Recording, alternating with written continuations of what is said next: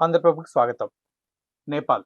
మన పొరుగు దేశమైనటువంటి నేపాల్ మనతో చాలా సత్సంబంధాలున్నాయి. చాలా సాంస్కృతికమైనటువంటి సంబంధాలు కూడా ఉన్నాయి. కానీ ఇటీవల గత ఒక 20 సంవత్సరాల నుంచి అక్కడున్న మారుతున్న ప్రభుత్వాలు వీటి యొక్క మన దగ్గరున్న ప్రభుత్వంతోటి సరైనటువంటి సత్సంబంధాలు లేకపోవడం ఇలా జరుగుతూ ఉంది. కానీ ఇటీవల జరిగినటువంటి బాలన్ షా ప్రభుత్వం కొత్తగా ఆయన ప్రభుత్వాన్ని స్థాపించారు. అప్పుడు పరిస్థితులు మారుతాయని అనుకున్నాం. కానీ ఇప్పటికీ పరిస్థితులు అంత గొప్పగా ఏమీ మార్పు జరగలేదు. మీరందరూ ఇటీవల చూసే ఉంటారు పత్రికల్లో అంతా గూడా. మన ఇండియా నుంచి ఒక వస్తువుని గనక అక్కడ కొనుక్కొని వెళితే ₹100 గనక వస్తువు కొంటే సుమారుగా ₹60, 65 టాక్స్ విధించారు నేపాల్ ప్రభుత్వం. సో ఇది ఒక పక్కన జరుగుతుంటే అసలు ఈ బాలన్ షా ప్రభుత్వం అంత సుస్థిరంగా ఏదైతే ఊహించారో అది లేదు. ఇటీవల అక్కడ జరిగినటువంటి ఒక ఆర్థిక మంత్రి తన యొక్క ఆరోపణల్లో అవినీతి ఆరోపణలతోటి అతను మీద కూడా చాలా ఆరోపణలు వచ్చినాయి. ఈ విషయాల గురించి మనం చర్చిద్దాం. మనతో పాటు ఉన్నారు రీసెర్చ్ అనలిస్ట్ శ్రీ ఆదిత్య కృష్ణ గారు. సార్ నమస్కారం అండి. నమస్తే.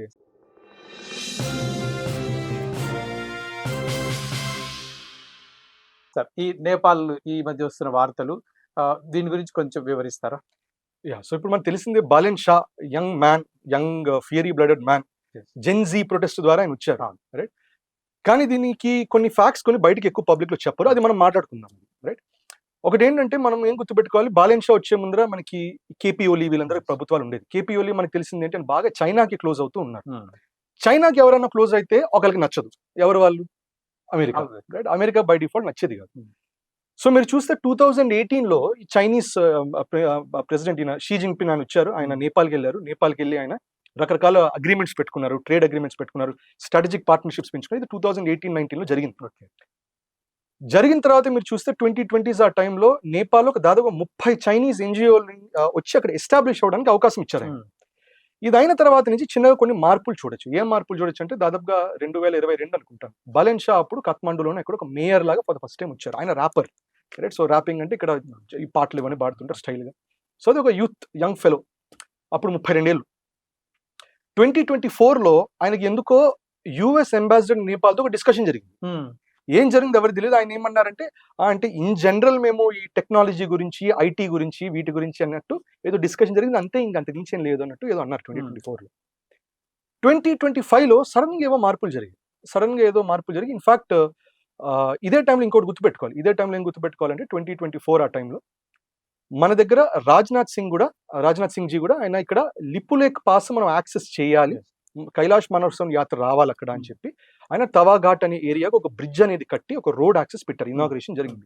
అది జరిగిన మరుక్షణం అప్పట్లో కేపీ ఓలీ ఏం చేశారంటే, బై ద వే మాకు 1816లో సుగైలీ ట్రీటీ అనే ఒకటి జరిగింది బ్రిటిష్ వాళ్ళతో.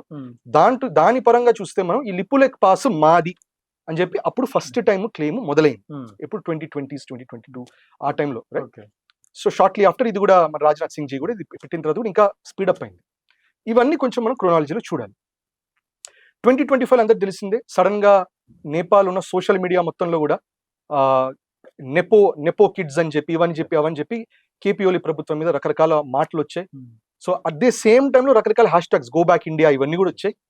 కానీ యూఎస్ మీద ఎవరు మాట్లాడాల. But end of the day ఏం చేశారు, ఒక చాలా వైలెంట్ ప్రొటెస్ట్ అనేది ఫ్యూయల్డ్ బై సోషల్ మీడియా. ఏ social media? Silicon Valley based social media. Facebook లోను, మేజర్లీ ఇన్స్టాగ్రామ్ లోను, టిక్ టాక్ మీద కాదు, ఫేస్బుక్ లోను, ఇన్స్టాగ్రామ్ మీద అండ్ వాట్సాప్ కన్వర్జేషన్స్ ద్వారా బాగా ఫ్యూయల్ అయ్యి బాగా ఫీరీగా వెళ్ళి ఫార్మర్ నేపాలీ ప్రైమ్ మినిస్టర్ మీద కూడా దాడులు జరిగి ఒక ఫార్మర్ నేపాలీ ప్రైమ్ మినిస్టర్ వాళ్ళ ఆవిడని తగలబెట్టి చంపేసేసి ఎంతో వైలెంట్ గా టాపుల్ అనేది చేశారు. యాంటీ కరప్షన్ అని, జెన్జీ అని, సేమ్ బంగ్లాదేశ్ లో యాంటీ కరప్షన్, జెన్జీ ఇవని చెప్పి బంగ్లాదేశ్ లో టాపుల్ చేశారు, ఇక్కడ టాపుల్ చేశారు.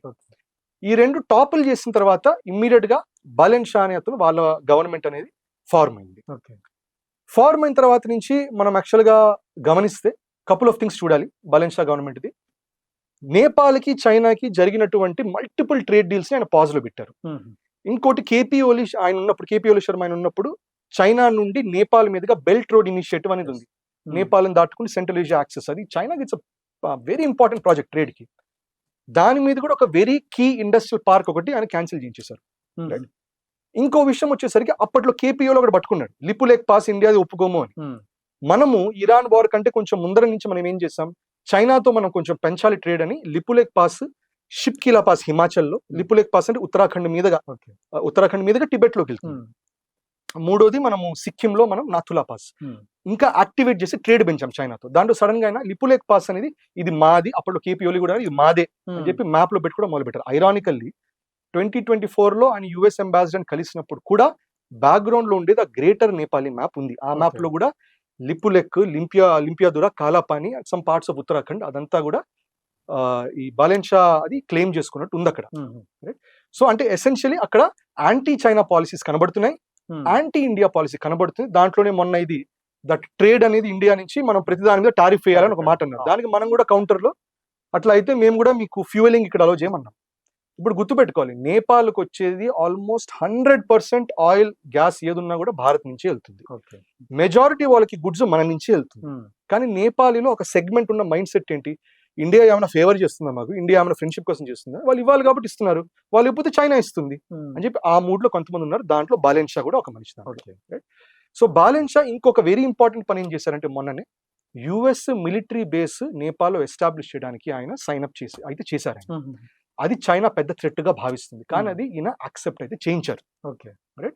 ఇప్పుడు రీసెంట్ గా మనం తెలిసిందే, ఫ్యూ డేస్ బ్యాక్ తెలిసింది ఏంటి, మన వైపు నుంచి మనకి ఎక్స్టర్నల్ అఫేర్స్ నుంచి విక్రమ్ మిస్త్రీజీ, ఆయన ఐ థింక్ ఫారిన్ సెక్రటరీ, ఆయన నేపాల్కి వెళ్ళి మీతో ఈ లిపులేక్ పాస్ మీద డిఫరెన్సెస్ గురించి మాట్లాడదామని వెళ్తే ఫస్ట్ ఒప్పుకున్న అతను, తర్వాత ఆయన నేను కలవనని చెప్పి నాతో సమానంగా ఉన్న మనిషిని కలుస్తాను, నేను వీళ్ళని కలవను అన్నాడు. మరి ఆయనతో సమానం అంటే మేబీ మనం కూడా ర్యాపర్స్ పంపించాలేమో, యోయో హనీ సింగ్, మనకి ఇక్కడ రోల్ రీడ్ అని ఉంటారు మంచి ర్యాపర్ అని, వీళ్ళని పంపించేంత చర్చలు పెట్టించాలో ఏమో మనం నాకైతే తెలియదు. ఆయన అయితే నాకు ఈక్వల్ ఫెలోని కావాలంటారు. సో ఇది ఓవరాల్. సో ఓవరాల్ బాలెన్షా గురించి మనం చెప్పాలంటే, చైనాకి యాంటీగాను చేస్తున్నాడు, ఇండియాకి యాంటీగాను చేస్తున్నాడు, ఒకరికి ప్రోగా చేస్తున్నాడు యుఎస్ కి మాత్రమే. ఇన్ఫాక్ట్ మనం గుర్తుపెట్టుకోవాలి, యుఎస్ జెన్జీ ప్రొటెస్ట్ మొదలవ్వక ముందరే కేపీ ఓలీ ఈ యుఎస్ బేస్డ్ యాప్స్ అని బ్యాన్ చేయించాడు.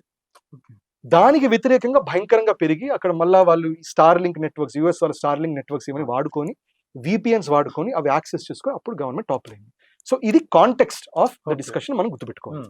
సో చాలా సంతోషం, మీ విలువైన సమయాన్ని మాకు కేటాయించారు. ఇది మీరు విన్నారు కదా, నేపాల్కి సంబంధించిన లేటెస్ట్ ఇన్ఫర్మేషన్, ఆదిత్య కృష్ణ గారి అనాలిసిస్. మళ్ళీ ఇంకో కార్యక్రమంలో కలుసుకుందాం.